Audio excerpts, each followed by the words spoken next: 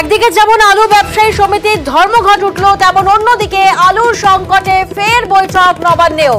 আরো একবার আপনাদের জানিয়ে রাখি, নবান্নে বৈঠক আলুর সংকট কাটাতে, আলুর যোগান সচল রাখতে কড়া নবান্ন। প্রতিনিধি সোমরাজ এই মুহূর্তে আমাদের সঙ্গে রয়েছেন। সোমরাজ, আজ যে বৈঠক হলো আলুর সংকট কাটাতে নবান্নে, সেই বৈঠকে ঠিক কি নির্দেশ দেওয়া হয়েছে? দেখো, প্রথমত আলু নিয়ে কড়া অবস্থান নিয়েছে নবান্ন। রাজ্যের মুখ্য সচিব বিপি গোপালিকা স্পষ্ট নির্দেশ দিয়েছেন যে হিমঘর থেকে আলু বের করতে হবে, কোনোভাবেই আলু মজুত করে রাখা যাবে না। বাজারে যাতে আলুর যোগান স্বাভাবিক থাকে সেটা নিশ্চিত করতে হবে। জেলা শাসককে এমনটাই নির্দেশ দেওয়া হয়েছে বলে নবান্ন সূত্রে খবর।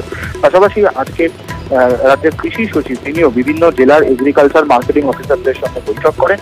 সেই বৈঠকেও স্পষ্ট নির্দেশ দেওয়া হয়েছে যাতে আলুর যাতে যোগান স্বাভাবিক থাকে বাজারগুলিতে। তুমি জানো, ইতিমধ্যেই রাজ্যের তরফে বিভিন্ন যে স্বনির্ভর গোষ্ঠী রয়েছে সেই স্বনির্ভর গোষ্ঠীগুলিকে দায়িত্ব দেওয়া হয়েছে যাতে কৃষকদের থেকে তারা আলুর বন্ড কেনেন।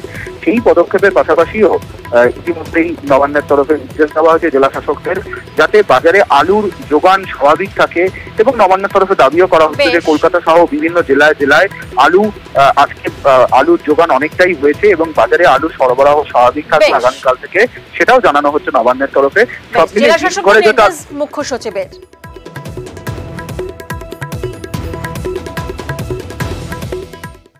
আর নজর রাখবো।